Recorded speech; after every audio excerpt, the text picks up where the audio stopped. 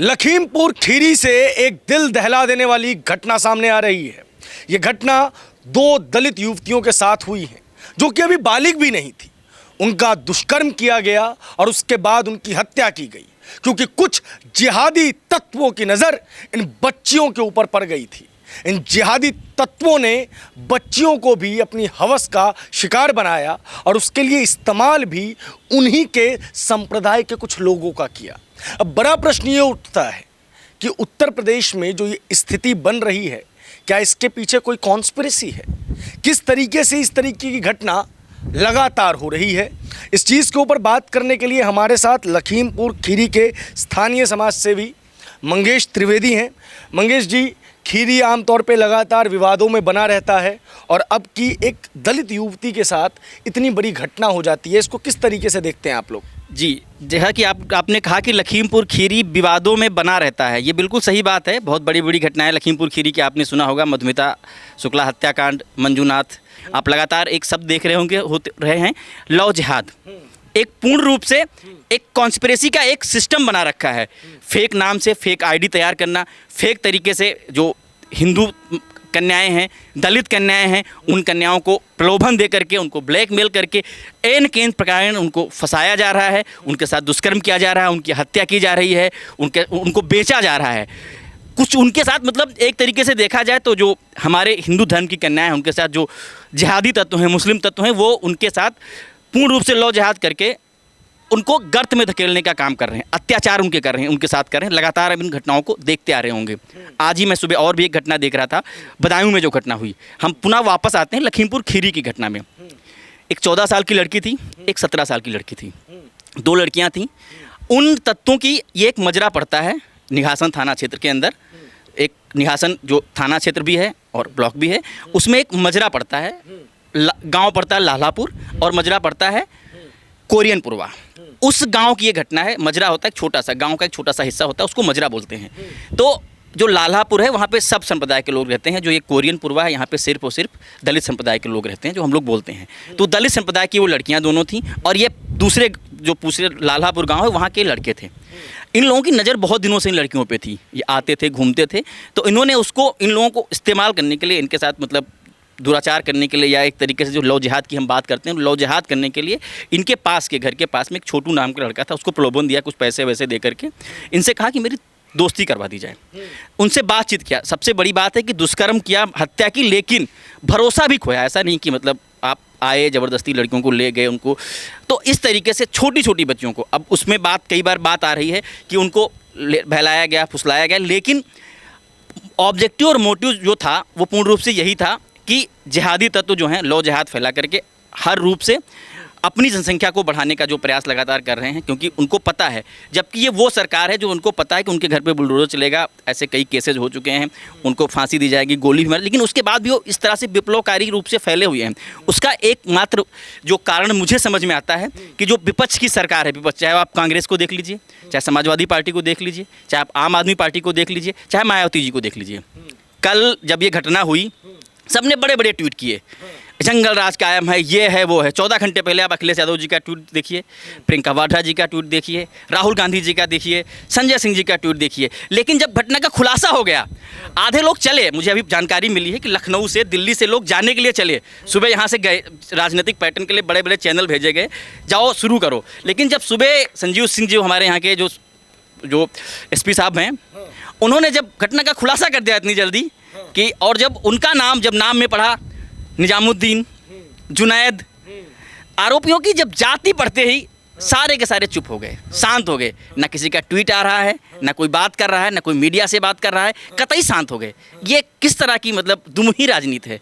इसी जगह पर जब अभी हत्या जो घटना हुई थी, आपने देखा होगा उसी निघासन क्षेत्र में ऐसा कोई देश के अंदर ऐसा कोई विपक्षी राजनेता नहीं हो जो नहीं गया हो, चाहे चरणजीत सिंह चन्नी हो, चाहे बघेल जी हों, पूरे देश से, चाहे सिद्धू जी हों, पूरे देश से मतलब पूरा राजनीतिक पैटर्न बना दिया गया। आज हम बात करते हैं दलित संप्रदाय की। आप दलितों के पीछे एक पूरी की पूरी पार्टी, मायावती की पार्टी के अलावा एक चंद्रशेखर आज़ाद जी हैं, वो भी दलितों की भीम आर्मी नाम से चलाते हैं। कहाँ गया वो? तो आज उनको कहाँ होना चाहिए था। ऐसी ही घटना हुई थी हाथरस में, जो उसके तह में आपने देखा होगा कितने लोग चले गए थे। लड़की दलित थी और उच्च वर्ग का, सवर्ण वर्ग का जो इस पे आरोप लगाया था वो था। वहाँ पे कितना बड़ा एक हंगामा और केस कर दिया गया था।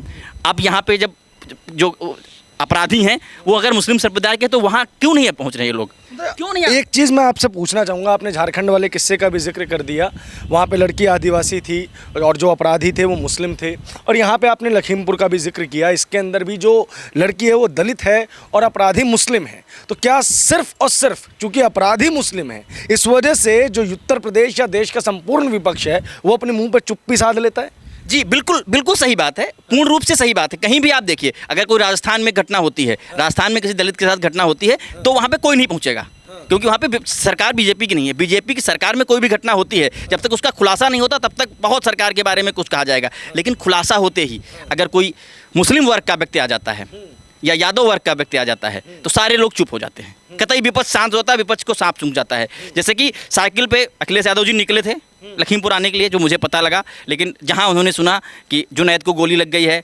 इस्लामुद्दीन पकड़ा गया है, नाम सुनते ही उनकी साइकिल वहां से पंचर हो गई। साइकिल पंचर हो गई, किसी की गाड़ी में तेल लग रहा, प्रियंका जी की गाड़ी में तेल खत्म हो गया, या उनको टिकट कराने के पैसे नहीं मिले। आप देख रहे होंगे लगातार बहुत से, चाहे जयंत चौधरी जी को देख लीजिए, जयंत चौधरी जी भी बहुत हिमायती हैं, बड़ा लाठियाँ खाई थी उन्होंने हाथरस कांड में, लेकिन क्यों नहीं लखीमपुर पहुँच पा रहे हैं? इसके पहले आपने देखा होगा जब यही घटना हुई थी, जब एक दुर्घटना हुई थी किसान आंदोलन के समय, तब कितना बड़ा मीडिया, कितना आंदोलन, कितने, आज सुबह से आपने देखा सबने तैयारी कर रखी थी, हम धरना देंगे, प्रदर्शन करेंगे, विधानसभा के बाहर बड़ी सुरक्षा लगाई गई थी भारतीय जनता पार्टी मतलब सरकार की तरफ से। लेकिन जहां मुस्लिम वर्ग के नाम जहां पे आए कि गोली लगने वाले मुस्लिम हैं और दुष्कर्म करके हत्या की गई, रेप करके हत्या की गई है, सारे के सारे चुप हो गए। तो ये कैसा दोगलापन है, मतलब विपक्ष का दोगलापन है, इसको क्या कहेंगे? इसको यही कहा जाएगा कि एक तुष्टीकरण की जो राजनीति वो विपक्ष लगातार करता आ रहा है। ये नहीं देखता है, हमारी जो उत्तर प्रदेश सरकार वो नहीं देखती, वो किसी भी अपराधी को जाति और धर्म नहीं देखती है, वो अपराधी को अपराधी मानती है। लेकिन जो विपक्ष है वो अपराधियों की जाति धर्म देख के काम बात करता है। जब यहाँ पे दलित थी, जब दलित ऐसी, अगर ये लोग अपने आप को कहते हैं दलित की बात करते हैं, पिछड़ों की बात करते हैं, तो इनको वहाँ पे देखना चाहिए था, जाना चाहिए था। और अगर विपक्ष की आप भूमिका निभाते हैं तो हर घटना पे आपको आपका रिएक्शन एक जैसा होना चाहिए। अगर अभी यही सवर्ण वर्ग का कोई व्यक्ति होता तो यहाँ पर अभी तक लखीमपुर खीरी के अंदर, निगासन थाना क्षेत्र के अंदर पता नहीं कितनी ओवी वैन पहुँच गई होती, और पता नहीं कितना पूरे देश के अंदर का जितना भी राजनेता है, वो चाहे वो मकपा का होता, कहीं से भी आया हुआ राजनेता होता, वो अभी तक इतने समय तक वो आपको लखीमपुर खीरी में निगासन थाना क्षेत्र में पीड़िता के यहाँ मिलता। अब मैं सरकार की जो एक बात है वो मैं बताना चाहूँगा, तो तत्परता जो योगी सरकार की हम लोग बात करते हैं, डबल इंजन की सरकार है। 3:30 बजे लड़कियाँ गायब हुई, 4 बजे उनकी डेड बॉडी मिली, और लखीमपुर से लखनऊ की दूरी है, जो लखीमपुर से लखनऊ की दूरी है वो 3 घंटे लगते हैं कम से कम। वहाँ से जो हमारे यहाँ की आईजी हैं लक्ष्मी सिंह जी, वो आ गई और रात भर उन्होंने कैंप किया, टार्च के उजाले में, रोशनी में जा करके उन्होंने घटनास्थल का वर्णन किया। और जबकि राजनीतिक रूप से जब तक पता नहीं था कि ये जो अपराधी हैं वो मुस्लिम होंगे, बहुत विरोध करने का प्रयास किया गया, भड़काने का प्रयास किया गया उनके लोगों को, और रोड जाम करने का पूरा प्रशासन हमारा, चाहे संजीव सुमन जी हमारे यहाँ के जो एसपी हैं, डीएम साहब जो हमारे यहाँ के महेंद्र कुमार जी हैं, या आईजी जो हैं, पूरा का पूरा आईजी जोन लक्ष्मी सिंह जी जो हैं, वो उसी गाँव में कैंप करते रहे जब तक कि खुलासा नहीं हुआ। तो ये जो तत्परता है अपराधियों के विरुद्ध जो भारतीय जनता पार्टी की सरकार की है, वो देखने लायक है। मैं इस बात को मैं दोबारा भी कह रहा हूँ, आपने वहाँ देखा होगा किस तरह से कितना कुटिल मुस्कान करते हुए, आपने बहुत अच्छे से उसको कवर किया था अंकिता के केस को, किस तरह से शाहरुख मुस्कुराता हुआ जा रहा था, और यहाँ पे आप देखिए किस तरह से लंगड़ाते हुए लोग जा रहे हैं। लेकिन अभी भी जो है, अगर तुष्टीकरण की बात है, तो अभी भी मैं सरकार से भी मांग करूंगा, और लखीमपुर के जो प्रबुद्ध लोग हैं, जो मीडिया है, उससे भी मांग करूंगा कि उसको उसी रूप में दिखाए जिस तरह से अभी तक दिखा रही थी कि बहुत बड़ा वो हो गया है। तो अब अपराधियों के विरुद्ध जो हम अपराधी जो हैं, जो अपराधी कार्य कर रहे हैं, उनको सजा दिलाने में भी मीडिया उसी तरह से काम करे। अब लगता है अब समाजवादी पार्टी बसपा पीड़िता के घर पे पहुंचेगी? मुझे तो कहीं से भी नहीं नजर आ रहा, अभी तक तो मुझे नहीं लग रहा है। अगर मीडिया का दबाव बनना, जैसे हम और आप लोग कह रहे हैं इस बात को, हो सकता जाए, लेकिन ये कभी भी अपराधियों के बारे में ये नहीं कहेंगे कि अपराधियों को कड़ी सजा मिले। जैसे कि बात कहते हैं, कभी कुछ अगर हो जाता है, बार बार कहते हैं कि बुलडोजर चलाया जाए, बाबा जी का बुलडोजर कहाँ रह गया। आपने वो छोटी सी घटना देखी होगी, अभी श्रीकांत त्यागी की घटना हुई थी, वहाँ पे सब बड़ा विपक्ष ने बड़ा हंगामा मचाया, बहुत कुछ हंगामा मचा दिया कि ये घर पे बुलडोजर। लेकिन क्या अब मांग करेगी? हम सरकार के पक्ष के लोग ही आज मांग कर रहे हैं। मैं सरकार की तरफ का व्यक्ति हूँ, मैं एक प्रतिनिधि हूँ, तो मैं ये बात मांग करता हूँ कि इनको जल्द से जल्द फांसी की सज़ा दी जाए।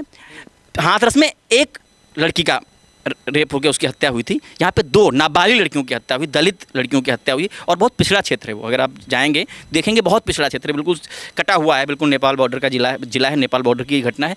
तो कहीं ना कहीं से पूर्ण रूप से इनको फांसी की सजा दी है। जितने भी अपराधी हैं, और अपराधी को साथ साथ मैं उस क्षेत्र की थोड़ी सी और घटना बताना चाहूँगा।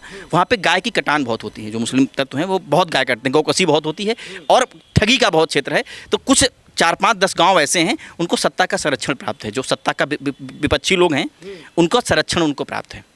जो विपक्षियों को जो संरक्षण प्राप्त है, इस वजह से जो वहाँ पे स्थानीय, चाहे समाजवादी पार्टी के नेता हूँ, चाहे स्थानीय वहाँ पे बसपा के नेता हूँ या कांग्रेस के नेता हूँ, वो पूर्ण रूप से मुस्लिम होने की तुष्टिकरण की वजह से उन लोगों को राजनीतिक संरक्षण प्रदान करते हैं। इस वजह से उनके हौसले जो हैं वो बहुत ज़्यादा बढ़े हुए हैं। जो जिहादी तत्व हैं उनके हौसले बहुत बढ़े हुए हैं, और उन हौसलों को तोड़ने के लिए सिर्फ उन पर कार्रवाई ना हो, जो उनके संरक्षक हैं, जो विपक्षी पार्टियों के नेतागण हैं, उनके ऊपर भी बहुत कठोर कार्रवाई होना चाहिए, और नज़ीर बन जाए कि दोबारा ऐसी कोई घटना नाबालिग बच्चियों के साथ, जो दलित वर्ग की हैं, मैं इसमें बांट नहीं रहा हूँ, लेकिन जो महिला जाति है, जो महिलाओं पे जो अत्याचार इस तरह से, एक होता है कि एक घटना होती है, किसी का मर्डर होता है, कभी आकस्मिक कोई घटना हो जाती है, ये पूरा प्री प्लान किए हुए घटनाएं होती हैं। जो लव जिहाद का केस है या ये केस है, ये पूरे प्री प्लान होते हैं। पहले उनके साथ ये लोग गलत कार्य करते हैं, फिर उसकी वीडियो बनाते हैं, फिर उसके बाद उनको वैसे व्यक्ति के दलदल में फेंकते हैं, उनके साथ गलत काम करवाते हैं, उनसे अपना फेवर लेते हैं,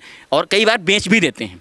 ऐसे भी कई घटनाएं सुनने में आई हैं। आप देख रहे होंगे लगातार लड़कियां, जो छोटे बच्चे गायब होते हैं, वो कभी मिल नहीं पाते हैं, बहुत बड़ा आंकड़ा है। तो ये कार्यों में ये जिहादी तत्व पूर्ण रूप से संलिप्त हैं। तो इनको अभी तक जो घटनाएं हो रही हैं उनको ध्यान में रखते हुए सरकार से मैं ये मांग करूँगा कि ट्रायल के बजाय तुरंत फास्ट ट्रैक में करके 10 से 15 दिन के अंदर इनको कड़ी से कड़ी सजा दी जाए। अगर लड़कियों को उन्होंने फांसी पर लटकाया है तो 6 के 6 लोगों को फांसी पर लटकाया जाए।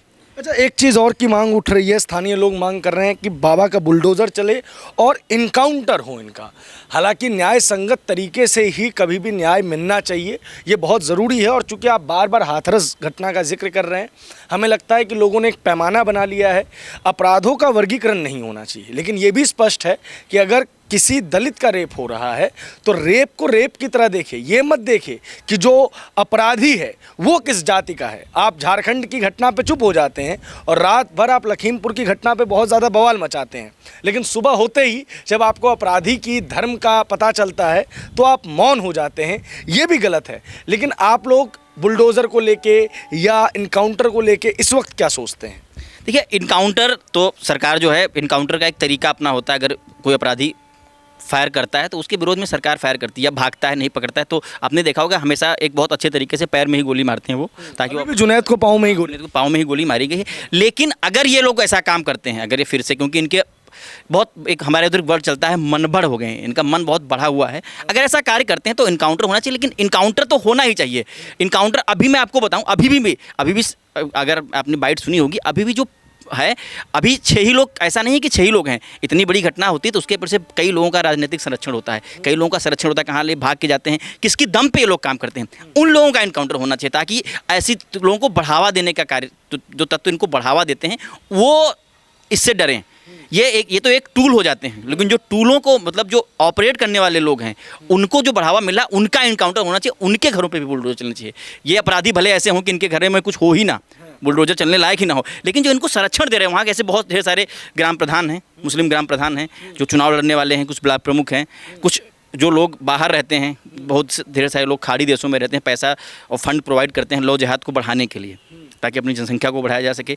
और जनसंख्या को बढ़ाने से ज़्यादा होता है कि हमारे धर्म को, जो हमारा हिंदू धर्म है, उसको बेस्ट किया जाए। आप लगातार देखते रहते होंगे, कभी थूकने की घटना आती है, कभी रोटियों में थूकने की घटना आती है, कभी कुछ घटना आती है लगातार। तो ये एक तरीके से हमारे धर्म को कमज़ोर करने का जो प्रयास किया जा रहा है, मुस्लिम धर्म के द्वारा जो हिंदू धर्म को जो कमज़ोर करने का लगातार प्रयास किया जा रहा है, उस पर रोक लगनी चाहिए। क्योंकि बात आती है, सर्वधर्म समभाव की बात होती है, हम तो सब बराबर मानते हैं, लेकिन वो क्यों ऐसा काम करते हैं कि हमें एक तो हमारी जनसंख्या कम करने का प्रयास करेंगे, हमारे अगर एक व्यक्ति को तोड़ के ले गए, लव जिहाद करके वो ले गए। कभी आपने बहुत कम केसेज होंगे, बहुत कम, 100 में से 1 केस होगा, क्योंकि मुस्लिम धर्म की महिला अगर हिंदू धर्म से शादी होती, अगर होती भी है, आपने देखा होगा बंगलोर में हुआ था, उसको मार दिया था, उस लड़के को उन्होंने बीच रोड पे चाकू से गोद के मार दिया था। तो लेकिन हमारे धर्म की जब लड़कियों को लेके जाते हैं तो वो एक तो कन्वर्जन कराते हैं, बच्चे होते हैं वो कन्वर्टेड होते हैं, और उनके साथ बहुत दुर्व्यवहार किया जाता है। अपने धर्म की एक और चीज़ मैं सिर्फ जानना चाहूँगा आपसे, क्योंकि थोड़ी सी बरसात भी होने लग गई है। मदरसे के ऊपर लगातार सर्वे चल रहे हैं, कई न्यूज़ चैनल से रिपोर्ट कर रहे हैं कि नेपाल के आसपास के जो मदरसे हैं उनसे जो फंडिंग्स हो रही है उससे देश के अंदर जो है इस तरीके की घटनाओं को जन्म दिया जा रहा है। आपने जिक्र किया कि लखीमपुर जो है वो नेपाल के बॉर्डर के पास है, तो मसलन आपके यहाँ भी मदरसे होंगे, मस्जिदें होंगी। आपका इस पे क्या टेक है कि क्या इस तरीके की घटनाओं में संलिप्तता हो सकती है इन ऑर्गेनाइजेशंस की? जी, मैं बिल्कुल इस बात में बारे में बिल्कुल आपको बताना चाहूँगा। ये बहुत अच्छा सवाल आपने पूछा। एक तो बॉर्डर है, मैं पिछले 10 सालों का मैं रिकॉर्ड अभी मैं पढ़ रहा था 2-3 दिन पहले दैनिक किसी समाचार पत्र में कि 10 सालों के अंदर 12 से 13 गुना मदरसे बढ़ गए हैं बॉर्डर लाइन पे। और मदरसे कच्चे नहीं हैं, सारे मतलब 10 से 20 लाख रुपए के बिल्डिंगों में बने हुए पक्के मदरसे। तो जो संख्या लगातार बॉर्डर पे बढ़ती जा रही है। अभी हम लोग लव जिहाद सुनते हैं, हमारे यूपी में एक नया वर्ड अभी और है, लैंड जिहाद, ज़मीन जिहाद का। कहीं भी वो देखेंगे एक थोड़ी सी छोटी सी एक अपनी मज़ार बना देंगे, उसके बाद पूरा पैसा इकट्ठा करके धीरे धीरे वो ज़मीन खरीद के वहाँ पे मदरसा बनाना शुरू कर देंगे, वहाँ पे फंडिंग आना शुरू हो जाएगी। और इन मदरसों में बाकायदा ट्रेनिंग होती है। मैं आपको बताऊँ, लखीमपुर खीरी एक ओपन बॉर्डर है और बहुत ढेर सारे टेररिस्ट जो हैं, जो बहुत ढेर सारे लोग जो नेपाल भाग जाते हैं ना पकड़ने जाने के डर से, वो मोस्टली या तो बिहार के रास्ते जाते हैं या लखीमपुर खीरी के रास्ते से जाते हैं। तो लखीमपुर खीरी उनका एक तरीके से देखा जाए स्लीपर सेल है। मैं और एक आपको बात बता दूँ, अभी जो इससे पहले कमलेश तिवारी का हत्याकांड हुआ था, उनको जो मारने वाले लोग थे वो भी उसी रास्ते से भाग के बाहर जा रहे थे नेपाल, लेकिन वहाँ पे पुलिस जाते। तो एक बहुत सॉफ्ट टारगेट उन्होंने बना रखा है। और जो बार बार इस चीज़ को मैं राजनीतिक रूप से एक चीज़ और देखना चाहूँगा, जो बार बार अजय मिश्र टेनी जी का नाम लेकर के जो उनको कमज़ोर करने की साजिश रची जा रही है, वो इसीलिए रची जा रही है कि वो देश के गृह राज्य मंत्री वो सीमाओं को बहुत मजबूत करना चाहते हैं। बार बार विपक्ष इसलिए चाहता है कि वो इस्तीफा दे दे, ताकि जो एक सॉफ्ट टारगेट है, लखीमपुर की खुली हुई सीमा है, अगर हमारे ज़िले से पहली बार कोई गृह राज्य मंत्री जैसा पद का व्यक्ति ने पाया है, तो वो सबसे पहले उसका प्रयास रहता है अपने ज़िले को सुरक्षित करे। तो इसीलिए बार बार कोई भी घटना होती है सीधे उनके ऊपर आरोप लगाया जाता है। कल अगर आपने देखा होगा तो कुछ न्यूज़ चैनल चिल्ला रहे थे कि गृह मंत्री के गृह क्षेत्र में फिर से हुई घटना, जबकि गृह मंत्री का उससे कोई लेना देना वहाँ पे नहीं है। गृह मंत्री का अपना क्षेत्र है, पूरी लोकसभा है। लेकिन अब गृह मंत्री जी ये वहाँ पे थोड़े देखेंगे, अब जो ये मनबड़ लोग हैं, अभी अगर उनका सब लोगों का इनकाउंटर कर दिया जाता, मार दिए जाते, तो अभी यही लोग चिल्लाना शुरू कर देते कि वहाँ पे मुस्लिमों को फेक इनकाउंटर में मार दिया। ये चित भी अपनी रखना चाहते हैं और पट भी अपने रखना चाहते हैं। और शुद्ध रूप से अगर देखा जाए तो वैसे तो ये बहुत, जब चुनाव आएगा तो तिलक भी लगा लेंगे, छापा भी लेंगे, मंदिर भी चले जाएंगे, सब कर लेंगे। लेकिन जब बात आएगी हिंदू धर्म के ऊपर अत्याचार की, और अत्याचार करने वाला खास करके अगर मुस्लिम वर्ग हो, तो ये इनके मुँह में बिल्कुल मुँह इनका सिल जाती है जबान। गाड़ियों में इनकी पेट्रोल ख़त्म हो जाता है, साइकिलें इनकी पंचर हो जाती है, हाथी पता नहीं किस तरफ अपना मुंह घुमा लेता है। और जो बहुत महत्वपूर्ण एक देश के जोड़ो यात्रा पे निकले हुए हैं, कल रात में उन्होंने ट्वीट किया था, उसके बाद अब उनका कोई ट्वीट नहीं, कहीं किसी का नहीं है। मैं सुबह 7 बजे घटना का अनावरण हुआ था और लगभग 3 साढ़े 3 बजने वाला है। आप लगातार देख रहे हैं, सुबह से अगर 10 बजे से भी माना जाए तो 5 घंटे हो चुके हैं, विपक्ष के किसी भी नेता का कोई ट्वीट, कोई बयान मैंने टीवी पर नहीं देखा। अगर बयान आ रहे हैं तो हमारी सरकार की तरफ से आ रहे हैं, ब्रजेश पाठक जी के आ रहे हैं, मंत्री जी के आ रहे हैं, सरकार की तरफ से बयान आ रहे हैं, प्रशासन की तरफ से बयान आ रहे हैं। लेकिन जो विपक्षी अभी तक बार बार सरकार को प्रोवोक कर रहे थे, सरकार के ऊपर आरोप लगा रहे थे, सिर्फ और सिर्फ विपक्ष का काम होता है चीख उठाना। मैं कहता हूँ, मैं सत्ता पक्ष का व्यक्ति हूँ, लेकिन वो अब क्या हो गया, मुस्लिम वर्ग का नाम सुनते ही आखिर क्या हो गया, आखिर क्यों उनके मुंह में दही जम गई, क्यों वो शांत हो गए? तो ये तुष्टीकरण की राजनीति विपक्ष ये अपना रहा है। विपक्ष ये देश को बांटने का काम कर रहा है। बहुत बहुत शुक्रिया हमसे बात करने के लिए। अपराध को कभी भी जातियों में वर्गीकृत नहीं करना चाहिए, लेकिन अगर आप फिर भी जाति केंद्रित राजनीति जो है वो कर रहे हैं, तो कम से कम आप अपनी जाति के प्रति तो पूरा ईमानदार रहें। क्यों ऐसा होता है कि अगर किसी दलित युवती का रेप कोई सवर्ण व्यक्ति करता है तो पूरी देश का मीडिया, पूरे देश का विपक्ष लामबंद हो जाता है, लेकिन अगर अपराधी मुस्लिम निकल जाए या समजातीय निकल जाए तो उस अपराध के ऊपर हो हल्ला नहीं होता? क्या तब रेप का या अपराध का जो पैरामीटर है या जो मेजरमेंट है वो कमज़ोर हो जाता है? यह आपको सोचने की ज़रूरत है। हमने इंसानों को तो जातियों में बांट दिया, धर्मों में बांट दिया, क्या अपराधों को भी जातियों के रूप में वर्गीकृत करेंगे? लखीमपुर खीरी की घटना में क्या क्या हुआ, ये मंगेश त्रिवेदी जी ने हमें बताया। इस वीडियो पर आपकी क्या प्रतिक्रिया है, कमेंट बॉक्स में हमें बताएं। धन्यवाद।